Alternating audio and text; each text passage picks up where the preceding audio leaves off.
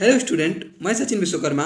आज के इस वीडियो में हम बीएससी एग्रीकल्चर थर्ड सेमेस्टर के कंप्लीट सिलेबस के बारे में डिस्कस करेंगे, जिसमें हम जानेंगे कि बीएससी एग्रीकल्चर थर्ड सेमेस्टर में सब्जेक्ट कौन कौन से हैं और उसमें आपको पढ़ना क्या क्या है।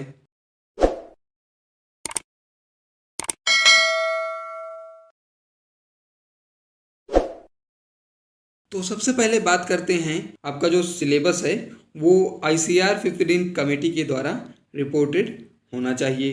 बीएससी एग्रीकल्चर थर्ड सेमेस्टर में आपको टोटल 10 सब्जेक्ट पढ़ने हैं। किसी किसी यूनिवर्सिटी में ये 9 भी हो जाते हैं, लेकिन ज़्यादातर यूनिवर्सिटियों में जो है सिलेबस सेम ही रहता है।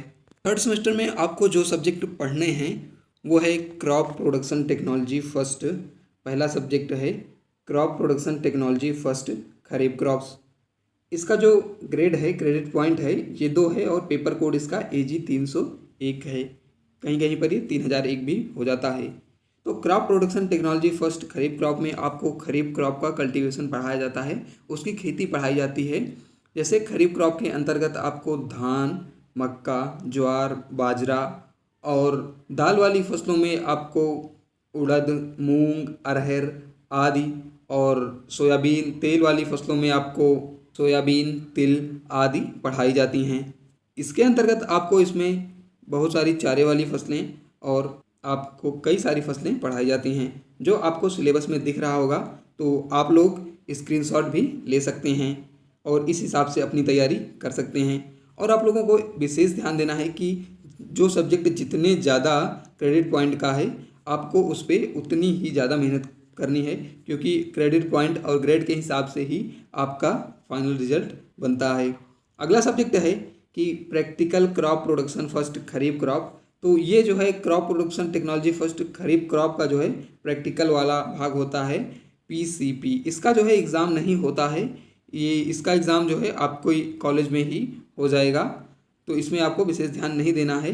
अगला सब्जेक्ट है आपका फंडामेंटल ऑफ प्लांट ब्रीडिंग।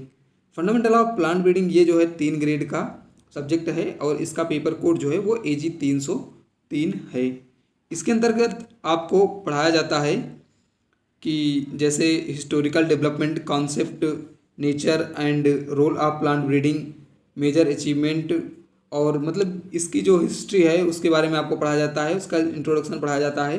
और इसके अंतर्गत मेन पोर्शन जो है वो है mode of reproduction and apomixis. Mode of reproduction में आपको रिप्रोडक्शन का प्रकार पढ़ाया जाता है, जैसे लैंगिक जनन और अलैंगिक जनन, सेक्सुअल एसेक्सुअल रिप्रोडक्शन, और सेल्फ इनकॉम्पेटिबिलिटी, स्व अनिश्चितता, मेल स्टेरिलिटी, और जेनेटिक कॉन्सिक्वेंसेस जो है, जैसे डोमेस्टिकेशन, यानी कि किस वैरायटी का डोमेस्टिकेशन कैसे हुआ था, यही सब आपको इसके अंतर्गत पढ़ाया जाता है। और इसके अंतर्गत आपको ये भी पढ़ाया जाता है कि genetic basis of plant breeding method in self crop pollination, यानी कि सेल्फ क्रॉप पॉलिनेशन वाली क्रॉप्स जो होती हैं उनमें किस प्रकार से ब्रीडिंग मेथड अपनाया जाता है। इसमें बहुत सारे ब्रीडिंग मेथड पढ़ाए जाते हैं, तो आपको इस हिसाब से पढ़ना है। अगला आपका जो सब्जेक्ट है वो है environmental studies and disaster management. Environmental studies and disaster management, इसका जो है सिलेबस आपको थोड़ा बड़ा दिख रहा होगा, लेकिन ये उतना है नहीं। इसके अंतर्गत आपको पर्यावरण और आपदा प्रबंधन से संबंधित चीज़ें पढ़ाई जाती हैं। इसका जो ग्रेड है ये 3 है क्रेडिट पॉइंट, और इसका पेपर कोड AG 308 है। इसके अंतर्गत आपको इन्वायरमेंटल से संबंधित सभी चीज़ें पढ़ाई जाती हैं, जैसे कि नॉन रिन्यूएबल रिसोर्सेज और नेचुरल रिसोर्सेज हो गया, और आपको बहुत सारी प्राकृतिक आपदा जैसे भूकंप, सुनामी, बाढ़ आदि ये सब पढ़ाई जाती हैं। तो इसके अंतर्गत आपको जो पढ़ाया जाता है लगभग वो आप पहले से पढ़ चुके होते हैं। और जैसे फॉरेस्ट इकोसिस्टम, वाटर रिसोर्सेज, पानी के वाटर इकोसिस्टम, ये सब आपको पढ़ाया जाता है। आप इसका भी स्क्रीनशॉट लेकर देख सकते हैं। अगला सब्जेक्ट जो है वो आपको पढ़ाया जाता है agricultural microbiology. Agricultural microbiology 2 grade का सब्जेक्ट है और इसका पेपर कोड जो है वो AG 304 है। इसके अंतर्गत आपको माइक्रोबायोलॉजी मीन्स माइक्रो ऑर्गेनिज्म, सूक्ष्म जीव के बारे में पढ़ाया जाता है, जैसे कि prokaryotic and eukaryotic microbes, bacteria, cell structure, chemotrophy, autotrophy, growth. इसमें आपको बैक्टीरिया के बारे में पढ़ाया जाता है, फंजाई यानी कवक, और शैवाल, एल्गी आदि, जैसे blue green algae, azolla blue, और जैव उर्वरक, ये सभी आपको इसके अंतर्गत पढ़ाए जाते हैं। इनका कार्य कैसे होता है, क्या करते हैं। तो अगला सब्जेक्ट है आपका कि फंडामेंटल ऑफ इंटोमोलॉजी सेकेंड।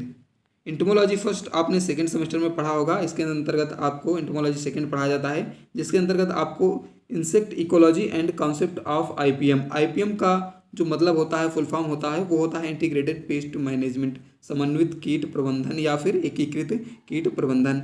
तो ये जो है 2 ग्रेड का सब्जेक्ट है। उसका पेपर कोड जो है वो AG 312 है। तो इसके अंदर आपको इंसेक्ट के इन्वायरमेंटल एंड इट्स कंपोनेंट, यानी किस प्रकार के इन्वायरमेंट में रहते हैं, उनके लिए किस प्रकार का टेम्परेचर सुटेबल है, मॉइस्चर, ह्यूमिडिटी, रेनफॉल आदि पढ़ाया जाता है। और आईपीएम के अंतर्गत आपको कैटेगरी ऑफ पेस्ट, यानी पेस्ट कितनी कैटेगरी के होते हैं, जैसे इंडेमिक, इपीडेमिक आदि होते हैं। और इसी के अंतर्गत आपको इनका कंट्रोल भी पढ़ाया जाता है और क्लासिफिकेशन ऑफ इंसेक्टिसाइड, जो कीटनाशक होते हैं उसका क्लासिफिकेशन पढ़ाया जाता है कि, और उसका कंट्रोल भी बताया जाता है कि केमिकल कंट्रोल आप किस प्रकार से करेंगे और फिजिकल कंट्रोल किस प्रकार से करेंगे। और लास्ट में आपको इसमें पढ़ाया जाता है इंसेक्टिसाइड एक्ट जो है 1968 में पास किया गया था, तो उसके बारे में डिटेल में पढ़ाया जाता है।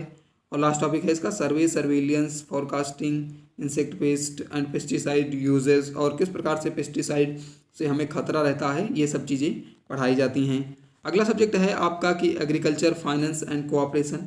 तो एग्रीकल्चर, फाइनेंस एंड कोऑपरेशन जो है ये 3 ग्रेड का सब्जेक्ट है और इसका पेपर कोड AG 305 होता है। ये जो है अर्थशास्त्र के अंतर्गत आता है। इसके अंदर आपको फाइनेंस पढ़ाया जाता है, वित्त के बारे में, जैसे ऋण क्या है, वित्त क्या है, और ऋण को कितने भागों में बांटा गया है, और क्रेडिट यानी कि ऋण का जो है मीनिंग, डिफिनीसन, क्लासिफिकेशन। और इसके अंतर्गत आपको 3R and 4R and 3C model भी पढ़ाया जाता है। इसके अंतर्गत आपको KCC और लीड बैंक स्कीम जैसे विभिन्न बैंकों के बारे में, RBI, नाबार्ड, ABD, IMF आदि के बारे में पढ़ाया जाता है। स्वॉट एनालिसिस, कोऑपरेशन यानी कि सहकारिता के बारे में पढ़ाया जाता है डिटेल में आपको। अगला सब्जेक्ट है आपका farm machinery and power. Farm machinery and power जो है ये 2 ग्रेड का सब्जेक्ट है। उसका पेपर कोड जो है AG 306 है। ये इंजीनियरिंग है, जो कृषि अभियंत्रण आपने इंटर में अगर पढ़ा होगा तो आपको फर्स्ट ईयर में मिला होगा। तो इसके अंतर्गत आपको मशीनों के बारे में पढ़ाया जाता है जो एग्रीकल्चर में प्रयोग की जाती हैं। इंजन के बारे में पढ़ाया जाता है कि IC इंजन्स क्या हैं, 4 स्ट्रोक इंजन, 2 स्ट्रोक इंजन आदि पढ़ाए जाते हैं।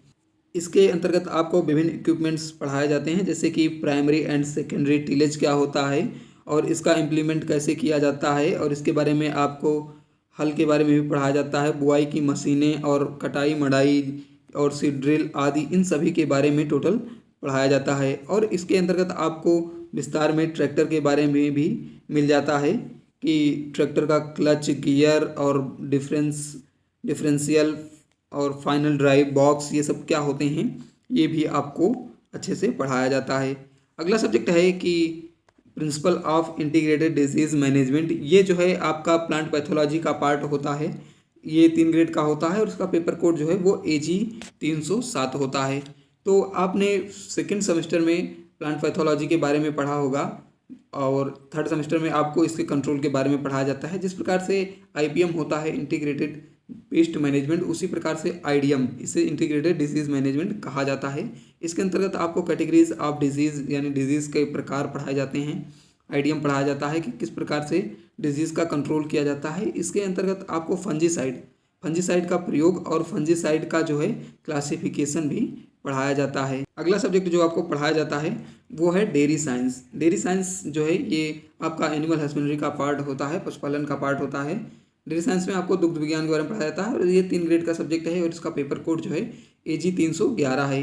इसके अंतर्गत आपको जनरल कॉन्सेप्ट ऑफ डेयरी के बारे में पढ़ाया जाता है, या इंडिया की डेयरी की हिस्ट्री किस प्रकार से है, किस प्रकार से इंडिया में डेयरी पालन किया जाता है, डेयरी किया जाता है, दूध उत्पादन किया जाता है। और इसके थोड़ा डाटा के बारे में, स्टैटिकल डाटा के बारे में भी पढ़ाया जाता है। डेयरी इक्विपमेंट के बारे में आपको पढ़ना होता है।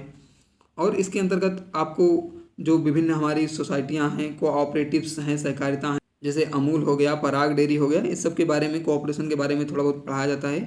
बाकी आपको मिल्क के बारे में, मिल्क टेस्टिंग, मिल्क को किस प्रकार से, मिल्क में क्या क्या पाया जाता है, किस प्रकार से उसे आप सुरक्षित रख सकते हैं, toned milk, double toned milk आदि, इन सब के बारे में पढ़ाया जाता है। और इन सब से बनने वाले प्रोडक्ट, कॉमन प्रोडक्ट एडल्ट्रेशन, जैसे घी, खोया एंड देयर डिटेक्शन यानी इसके मिलावट का पता कैसे लगाया जाता है, ये सब आपको पढ़ना होता है। और प्रैक्टिकल पोर्शन में आपको कुछ टेस्ट पढ़ने होते हैं, जैसे sampling of milk, COB test, MBR test, ये सब पढ़ना होता है। अगला सब्जेक्ट है आपका statistical method, computer application and IPR।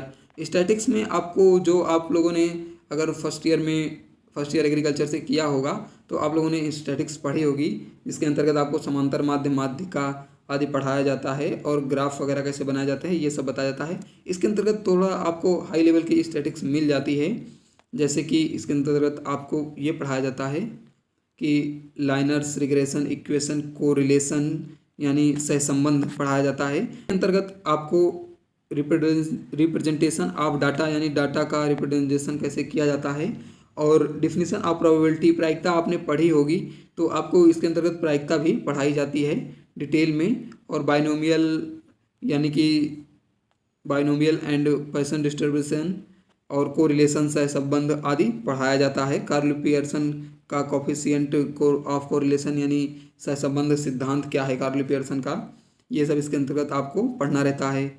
और ये स्टैटिक्स जो है थोड़ा हाई लेवल की होती है, तो आप लोगों को इसमें ध्यान देने की ज़रूरत है। और introduction of analysis of variance भी इसके अंतर्गत आपको पढ़ाया जाता है, तो आपको इसमें ध्यान देना है। इसके अंतर्गत आपको टेस्ट भी पढ़ाए जाते हैं, जैसे कि काई स्क्वायर टेस्ट हो गया।